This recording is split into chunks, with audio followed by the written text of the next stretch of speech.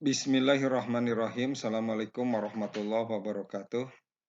Kita lanjutkan pembahasan mata kuliah dasar-dasar ekonomi Islam. Kali ini kita akan membahas tentang anatomi sistem ekonomi Islam beserta landasannya.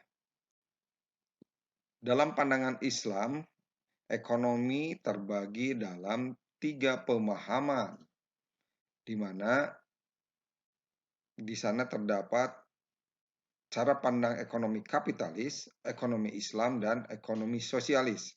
Ekonomi kapitalis memiliki paradigma materialisme yang tentunya seluruh aktivitas ekonominya bernilai materi dan hanya berorientasi kepada keduniawian, sehingga konsep yang dikembangkan adalah liberalisme ekonomi. Sementara ekonomi Islam memiliki paradigma syariah yang mana seluruh aktivitas ekonominya berlandaskan syariah Islam sehingga membentuk tatanan ekonomi syariah. Di sisi lain, ekonomi sosialis memiliki paradigma dialektika di mana seluruh aktivitas ekonominya mengikuti dialektika masyarakat yang telah ditetapkan oleh negara dengan pemahaman otoritarianisme negara. Ekonomi Islam dibagi dalam 2 konsep, yaitu ilmu ekonominya sendiri dan sistem ekonomi Islamnya sendiri. Ilmu ekonomi merupakan teknik atau upaya mengadakan dan meningkatkan produktivitas. Ini berlaku secara universal, tidak terkait dengan ideologi tertentu. Sistem ekonomi Islam merupakan pengaturan cara kepemilikan, pengelolaan, distribusi, dan kekayaan yang dikaitkan dengan ideologi Islam, tentunya diatur oleh hukum syariah yang mengikat individu, masyarakat, dan negara. Politik ekonomi Islam merupakan jaminan tercapainya pemenuhan kebutuhan primer tiap individu secara menyeluruh. Berikut kemungkinan tiap orang untuk memenuhi kebutuhan-kebutuhan sekunder dan tersier sesuai dengan kadar kesanggupannya.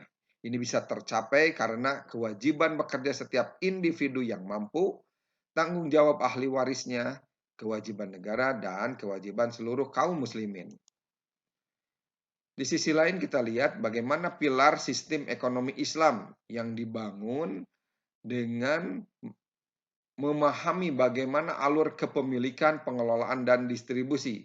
Dalam hal kepemilikan ada 2 jenis ada 3 jenis kepemilikan, yaitu kepemilikan individu, umum, dan negara. Cara kepemilikannya halal dan haram. Setelah itu kita pahami bagaimana mengelolanya, bagaimana membelanjakannya, dan bagaimana mengembangkannya. Tentunya harus mengikuti syariah, apakah ini halal ataupun haram. Setelah itu kita lihat bagaimana Islam mampu mendistribusikan sesuai dengan konsep kesamarataan, dalam arti Islam memastikan kegunaan ekonomi ini secara menyeluruh. Pengelolaan ekonomi dikaitkan dengan pengelolaan kepemilikan.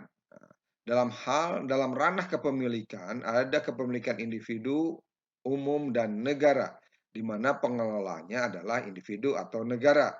Sementara sektor pelaksananya ada ekonomi private dan ekonomi negara. Dalam hal ekonomi private dipahami ada 2 konsep pengelolaan, yaitu konsep konsumsi dan produksi.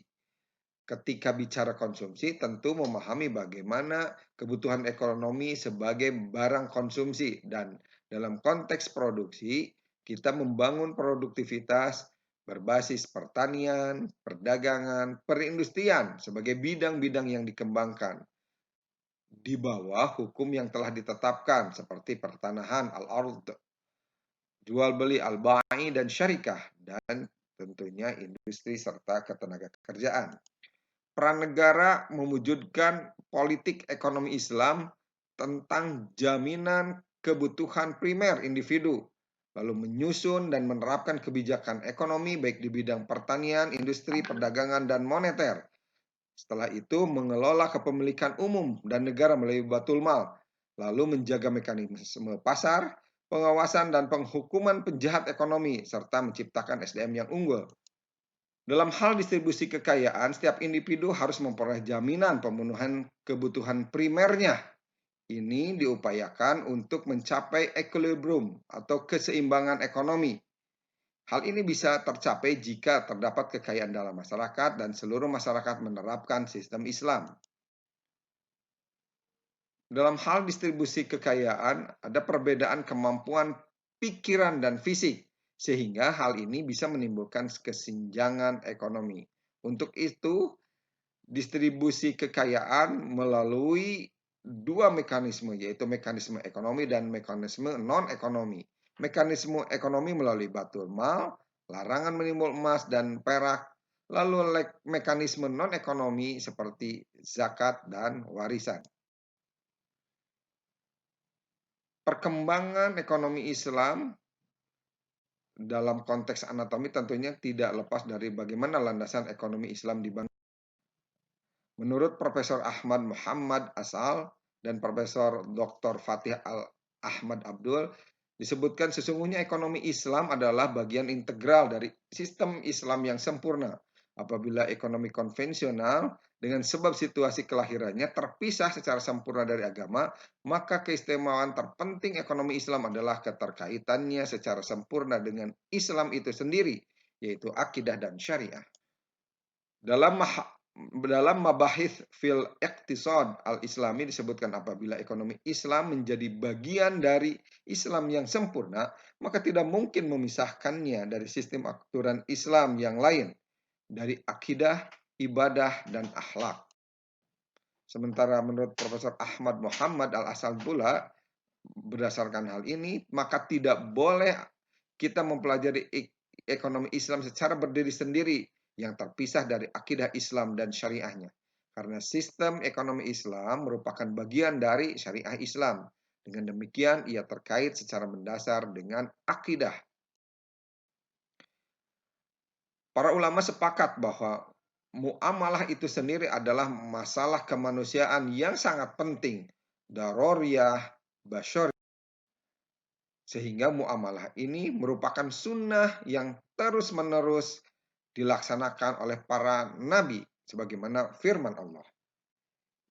Kita diingatkan dalam Hud ayat 87 yang berbunyi a'udzubillahi minasyaitonirrajim qalu ya Su'aib as-salawatuka ta'muruka an natruka ma ya'budu abauna au am naf'ala fi amwalina ma nasya'u innaka la'antal halimur rasyid. Mereka berkata, ya Syuaib, apakah sholatmu menyuruh kamu agar kami meninggalkan apa yang disembah oleh bapak-bapak kami atau melarang kami memperbuat apa yang kami kehendaki tentang harta kami? Sesungguhnya kamu adalah orang-orang yang sangat penyantun lagi berakal. Dipahami bahwa sesungguhnya ada dua sisi syariah Islam, yaitu ibadah dan muamalah. Keduanya terkait laksana satu tubuh dan keduanya satu tujuan, yaitu dalam rangka ibadah dan ketaatan kepada Sang Khalik Allah Subhanahu wa taala. Adapun ekonomi bisa dilihat ada hadis Sahih Bukhari, Muslim, Ibnu Hibban, Huzaimah, Abu Daud dan lain-lainnya. Ini bisa dipelajari sebagai dasar bagaimana kita melaksanakan tatanan ekonomi yang berbasis hadis-hadis Rasulullah berkaitan dengan ekonomi.